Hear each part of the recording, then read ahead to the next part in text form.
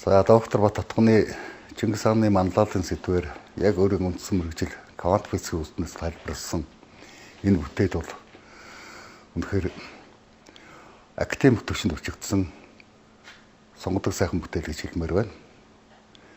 Үржилж уншиж үзтээ. Тэгээд яг квант физик бол мэдээж надаас хол сэдв гэхдээ яалтгүй одоо тэнд миний анхаардаг татсан нэг асуудал бол энэ мөнгө тэнгэрийн тухай. Мөнгө тэнгэрийн гэдэг энэ ойлголтыг квант физикийн үднээс хэрхэн яаж тайлбарласан нь бас анхаар татсан юм аа. Тэгээд энд бол яг одоо хэдэн жилийн өмнө би өөрөө Монгол буу судлаа тэнгэр үзлийг судалж яваад гарч байсан дүгнэлт. За одоо энэ Баттутган докторийн яг физикийн үднээс тайлбарлаж байгаа дүгнэлтээр бол хоёр талаасаа явц цав уулзаж байгаа нас анхаар татж байгаа. Тэгэхээр энэ мөнгө тэнгэр гэдэг бол яалтгүй одоо бидний ойлгох урд өмнө ойлгож байсанчлан одоо юу гэдгийг ямар нэгэн дээд бурхан одоо хамгийн том бурхан гэдэг тийм утгаараа биш.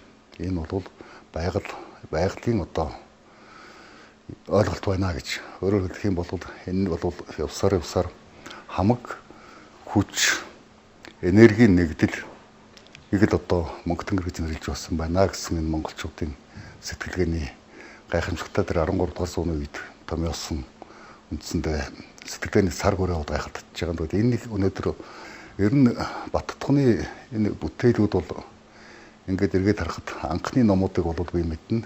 Тэр үед бол бид нар бас л бүгдээрээ залуухан судлаачид өөр өнцгөөс бичижсэн.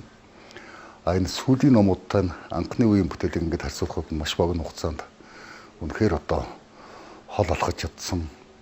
Өнөөдөр бол за одоо яг шинэ тухааны судалгааны арга зүйч тэр бичгийн хэлбэрч тэр одоо бүх юм тогтсон өөрийн гэсэн одоо юм арга барилтай баталгаа нотлогоогоо бол одоо их сайхан их сурвалжтай иш баримттай хийдэг ийм эрдэмтэн болж иджээ гэдгийг бол энд харлаа. Тэгээд энд нэг бидэнд нэг юм байгаа. Монголчууд бол сүүлийн 30 хэдэн жил бол одоо үндэсний хувьд өөрийгөө ирээд л явна.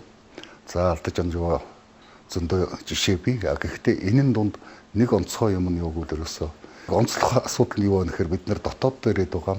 Гадаад орчиндөө бол одоо энийг бас гүйцэд ойлгуулж чадаагүй ийм байгаа. Өөрөөр хэлэх юм бол монголчуудын сэтгэлээр, монголчуудын сэтгэлгээгээр, монголчуудын одоо нүдээр энэ мөнгө тэнгэрийн асуудлуудад ер нь энэ Монгол түмний энэ хоёрын соёлын асуудлыг харж дүгнэж цэгнэх ийм боломж бол гадаад орчинд байхгүй байна. Энийг бид л одоо жишээ нь монголчуудын язгуурын шүтлэг нь юу байсан, ертөнцийн үзэл нь юу байсан гэдгийг монгол хүнд гаргаж тайлбарлаж, тайлж тэрийг нь бус гадаадын эрдэмтэд одоо ойлгож хүлээн зөвшөөрснөөр сая одоо дэлхийн нийтээр бас нэг ойлголтын зөрүүгүй одоо буруу тгшээ ойлголт нь залрагдах юм учиртай. Тэгээд энэ л бас нэг алхам боллоо гэж би Баттутган докторийн ажлыг үзэж байгаа.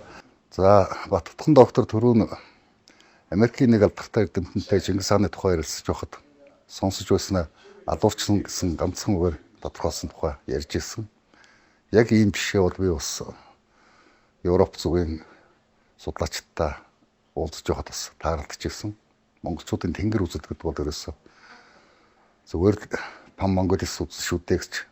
Тэгэхээр энэ том ойлголтын зөрүүг бол арилгахад яг ийм шинж тухааны үндэстэй тэр тусмаа одоо квант физик гэдэг энэ одоо нэр хүндтэй онцгой салбарын мэргэжилтний хувьд одоо ингэж Чингис хааны манлайлалын асуудлыг өөрийн одоо онлоор тайлбарлаж байгаа нь бас гайхамшигтай сайхан үйл явдал гэж л бодож байгаа юм. Тэгээд монголчууд олон юмны утга, учир, өчиг бол бас өчгийг тайлахад энэ ном бас тодорхой хэмжээнд одоо хөтөж болно гэдэгт бол би эргэлзэхгүй байна. Тэгээд Баттутган докторт одоо судалгааны ажилд нь амжилт хүсье. Олон сайхан бүтээл цаашид гарна гэж бодож байна. Бид бол одоо зөвхөн дотооддоо өнөөдөр